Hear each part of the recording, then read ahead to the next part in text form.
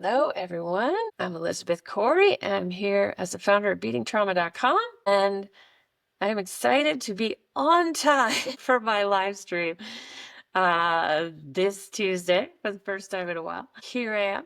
So, and because it just so happened to conveniently fall on April Fool's Day, I thought I would spend a little bit of time today talking about jokes and why they aren't always funny. In particular, when it comes to being a trauma survivor, there can be a lot of things that are considered socially acceptable that are really not okay for us, but we oftentimes will just go along with it because we feel like we have to.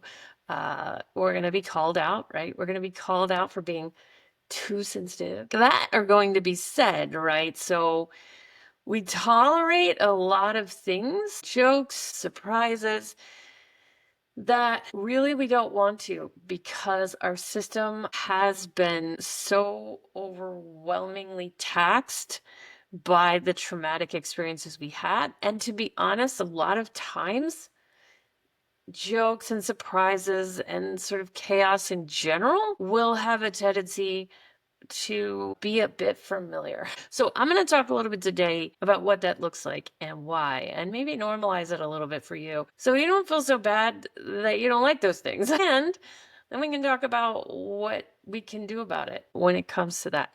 And I'm not saying we need to do something about it to get to a place where we can tolerate it. As a matter of fact, one of the biggest questions I get in this journey is, I want to heal enough so I can tolerate things better. Will that happen? And the truth is, a lot of times on this journey, we actually start tolerating things less. We start putting more boundaries in place. We start to say, no, that isn't acceptable for me. I'm not okay with that. That is very powerful and really good. Are we going to hear things like, you're too sensitive? Yes, we are.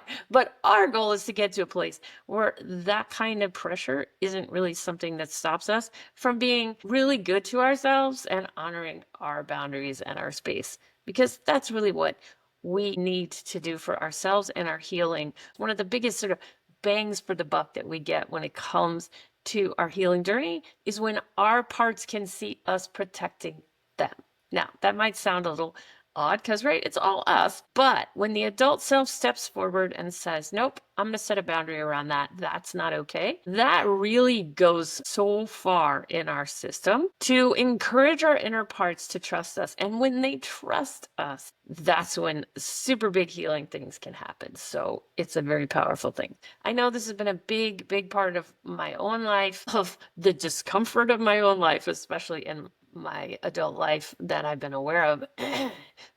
This has been a part of that. So I want to talk about that today. So, as I've mentioned, being a survivor of trauma, I have personally used a lot of humor to deflect from how I'm feeling, right? We use humor to sort of pretend we're fine with things, to avoid feeling emotion. We just make things funny, and then sometimes we end up in front of someone telling a story that we think is funny, and they're like, that is not funny. And that can be quite a wake-up call for us. So we do use humor sometimes in ways that actually isn't really good for us. But at the same time, there can be a lot of things that maybe other people find really amusing that actually are, in fact, not very fun. I have a rule with my son, just if not everybody is laughing at a joke, if somebody feels uncomfortable about a joke, that's not a good joke. It's not. And he'll argue with me and say, not everybody has the same sense of humor. But I'm like, you still need to be really cautious around a joke. If not everybody's laughing, delve into it. Kind of ask yourself some hard questions around that, right? Because some things are, in fact, just not funny. So I want to talk about some of these things, particularly bringing up a few particular examples of what I personally don't really like as a part of my adult life, as I try to maintain a reasonable calm within my system, my nervous system, but also just keeping myself out of significant amounts of dissociation, which all by itself can feel like a full-time job. Right? It's like keeping ourselves grounded and out of dissociation. We can be doing that most of the day. can still not always be enough, right? So I want to stress that this is really, really hard stuff, right? So what I'm going to talk about first is more from a standpoint of humor. Okay, so, but specifically humor that sounds a little bit too much like gaslighting. Okay, so I want to focus a little bit on that kind of humor. Humor is a big tool that is used to gaslight another person. It's also used to kind of take somebody down a few notches, but under the guise of being humor. And I'll be honest, this is often something that's used against children in traumatic households a lot. People will say, oh, once they say the joke, and let's say a child is not finding it particularly funny, then there'll be this whole thing. This is a joke. This isn't real, like it's not a big deal. You're just being sensitive. You're just being ridiculous, right? That's the gaslighting. And it's all meant to block our confidence. And those jokes are often made in really strategic ways. Maybe when our confidence is a little bit higher than normal, maybe when we're feeling really good, right? Then this joke will get said. And then when it changes our mood, which to be honest was the intent, the other person will say, oh my gosh, you're so sensitive. That's really no big deal, right? I don't know why it changed your mood. I don't know why you're getting so upset about it. It's just a joke. But then you're sitting there going, well, why did I feel good like 10 minutes ago and now I feel really bad, right? That's the point of this particular type of humor. And that's what I'm talking about. Again, jokes are only really jokes if you don't have people who are taking significant offense to the joke. Otherwise, it's not a joke. It's a suppressive technique. Right? And this often happens. Now, I know that me even saying this on a live stream, there are going to be people likely watching it going, oh my gosh, you're such a sensitive person. I don't know, maybe not. I obviously have a lot of very kind and friendly people who watch these videos, and I do appreciate that. That said, these are the kind of boundaries and the kinds of comments that do get those controllers to step forward and say things like, you're being too sensitive, right? So, but a lot of times, especially in a traumatic household, jokes are meant to oppress, to insult, and particularly to take the wind out of someone's sails, right? Because there is nothing more threatening to an abusive person than the person they typically victimized feeling good about themselves for a moment or two. And that's usually about how long it gets to last, right? I mean, that's truthfully a lot of times what we're dealing with. So, really looking at that, looking at how you may have been impacted by humor, oftentimes we find that there was more of it than we probably want to admit. Carol is saying they want you to feel bad, guilty for not getting their joke, right? Yeah. So they say the joke, then you start feeling bad, right? Then they tell you you're being ridiculous, it's just a joke, and then you feel bad for not getting the joke or not laughing at the joke. And it just sort of piles, right? There's just all these layers on top of one another around our inability to get the joke and to find it funny. And suddenly, what it was that we might have been feeling good about has just disappeared. It's gone, right? Wind out of our sails.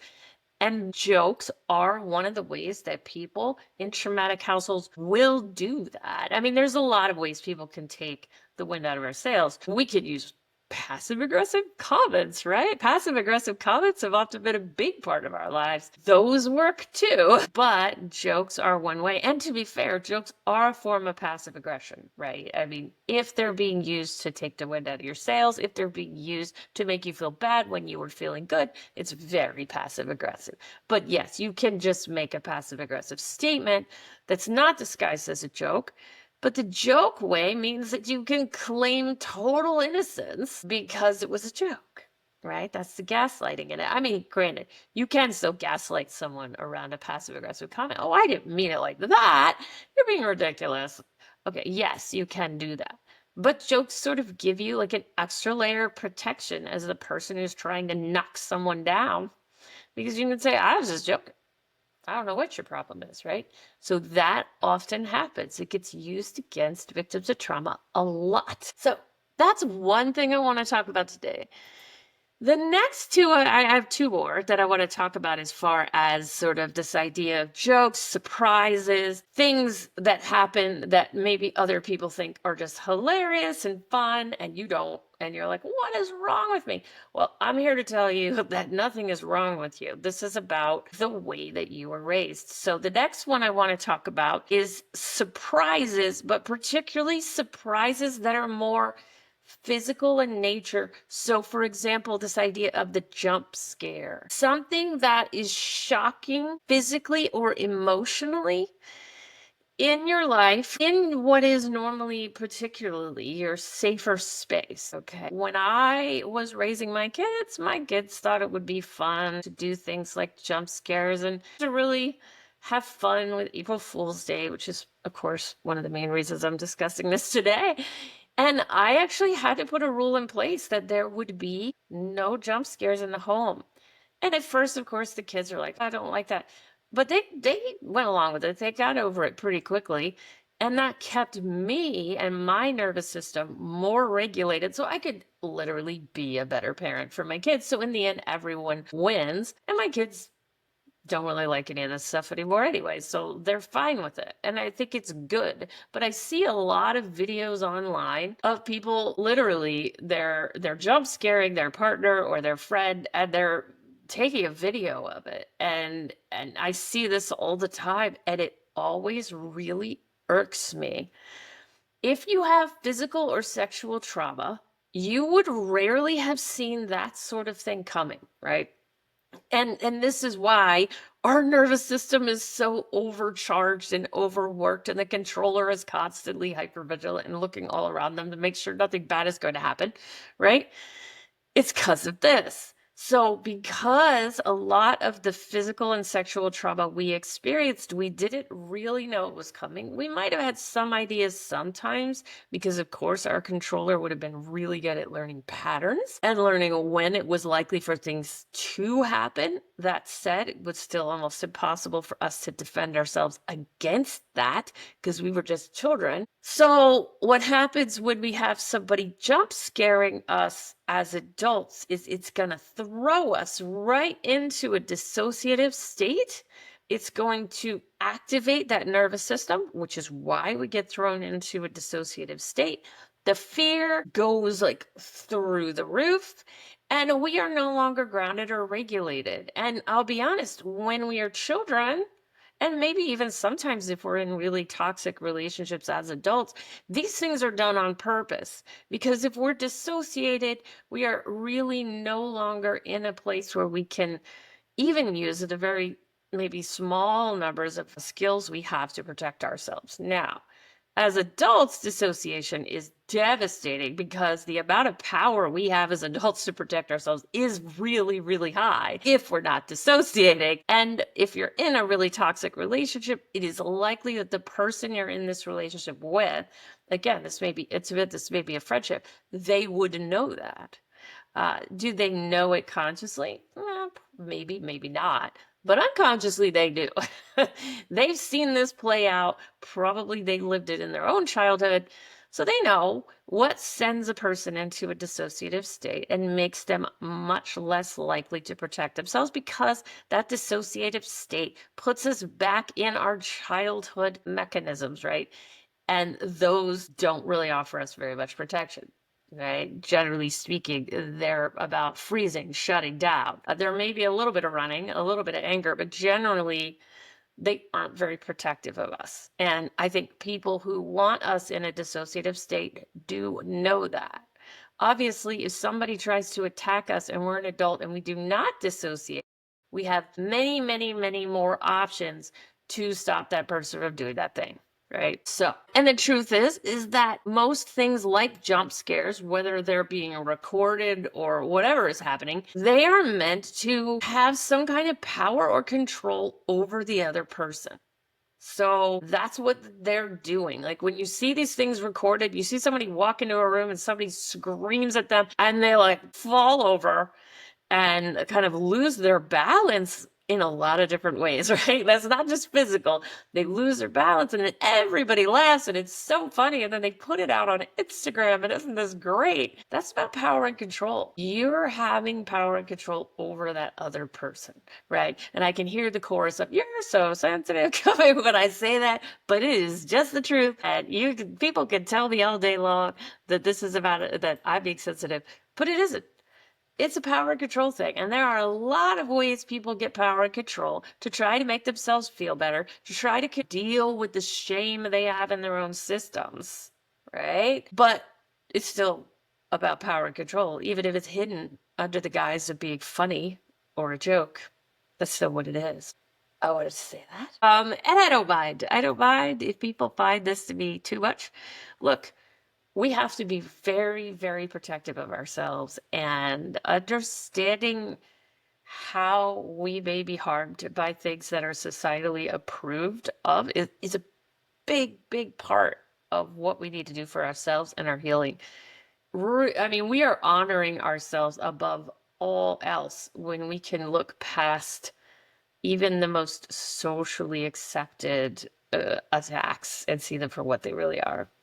So, the last type of joke surprise I want to talk about today is a little different. And I will admit that with this one, there are actually times when people do it in a very well-meaning way.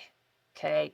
But we have to honor the triggers that come from it and really look at whether or not maybe it's something that just won't work for us, even though sometimes it is very well-meaning. And what I'm talking about here are last-minute things that throw our day into chaos. Okay. Now, truthfully, some people are just really last-minute people, or some people really love to surprise their loved ones with very cool things. Okay.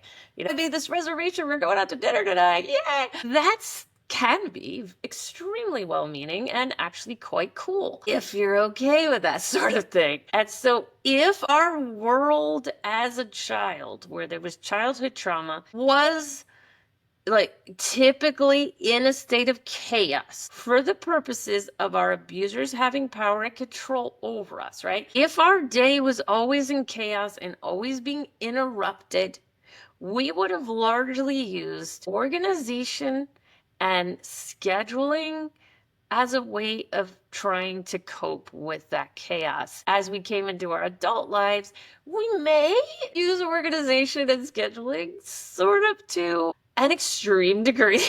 This is again controller trying to deal with the chaos, because if the chaos is there, there's much more likelihood that there's going to be some kind of trauma. This is based on the controller's experience.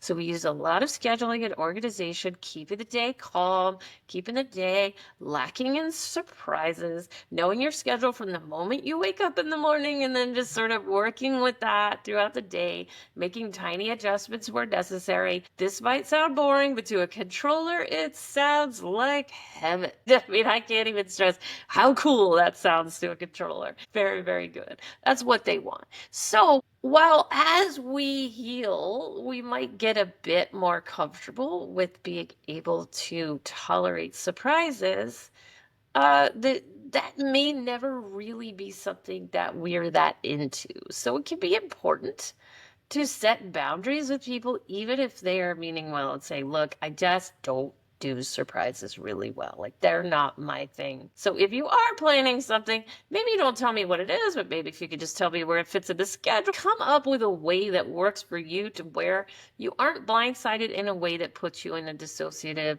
or ultra hypervigilant state. Right? So that's what we want to do. Now, are there times where this chaos is sort of thrown at us for toxic reasons in our adult life? Absolutely. Okay. I also want to be clear that yes, we will experience people in our adult lives who throw our day into chaos to encourage dissociation, to have some kind of power over us. That 100% will still happen. Okay. So that can be well-meaning, but it also can be very much a toxic behavior on the part of people in our lives. And again, that could be coming from that place that we learn from our parents. So the pattern that we have in place from the very beginning of our lives in our childhood, that may be something that's continuing in our adult life, and that adult pattern is affecting us, is re-traumatizing us or triggering us so substantially that we end up dissociating.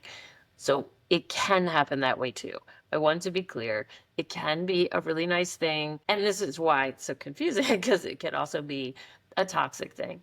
And as we heal our trauma, we can get a better sense of which one it is, because sometimes we're just confused about which one it is. Maybe it's well-meaning. I mean, our controller and karmic kid are probably always going to say it's well-meaning, but maybe it's not. So watching for that, recognizing that, looking for how that puts you into a dissociated place that triggers you, amps up the nervous system, then set a boundary around it and say, look, I appreciate what you're doing here, but it's not really my style. It's not really for me. Okay. And if they honor that, then it was well-meaning. If they don't honor that boundary, maybe it wasn't, right? So that's also another way we could tell. So what can we do about it? What can we do about these things? Now, I've just spoken about the boundary, and that's a huge one, right? It's a very important element of our healing to be able to set boundaries around things that we know are going to amp up our nervous system, despite the fact that we may be getting information from us and others that says this is silly. We have to honor ourselves, right? When it comes to the jokes, ask people why they need to say that and what they mean by it. It's okay to say, what are you trying to say there? Or why did you say it? Or what does it mean? You can ask questions. You can call them out. You can plant that seed, right?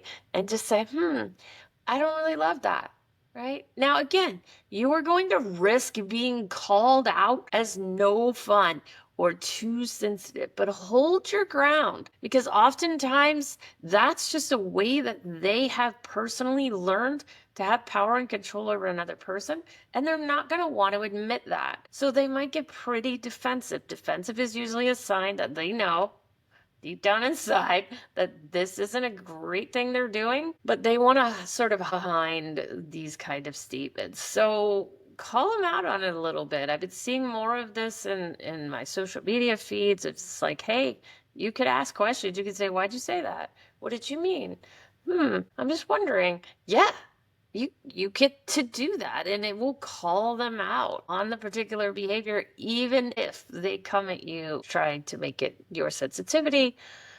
It still, for at least for a moment, may make them question some things. The last thing I want to mention here is that definitely let yourself write from the fear and anger you feel when these things do happen, because that's going to help you get in touch with the original memories, the original experiences you had that kind of have made it very hard for you to tolerate this sort of stuff. So doing that writing, honestly, it's one of the best things we can do. Call people out or set boundaries. If you do enough writing from the fear and anger around it, you will call people out and you will set boundaries, because that's you processing the trauma so you can get to a place where you can respond differently to it. And that's ultimately what we want to do. It's not about tolerance, right? Like I said at the beginning, it's actually about figuring out how to not tolerate things in a way that honors yourself, right? That's what we want.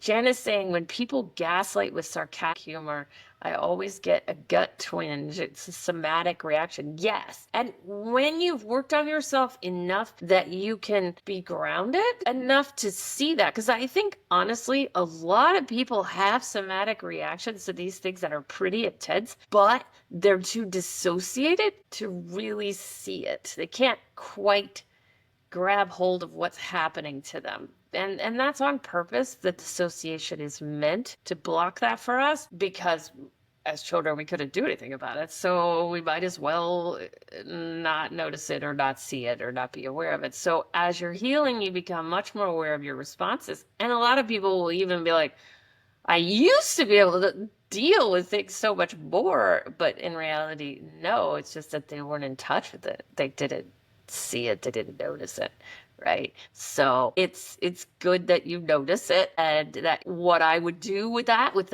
reaction you're having where you get that gut twinge is to try to take it to the page, whether that's the anger or the fear. Both have a tendency to live in the gut. Let them write. Let them write, because what that person's doing, that's giving you that feeling. It's not cool. It's not cool. That's a technical psychological phrase. It's not cool that they're doing that. It's not working for you. It's not acceptable. But a lot of times the controller or the karma kid or the love seeker come up and just go, it's fine. It's fine. It's no big deal. You're overreacting. So we gaslight ourselves, right?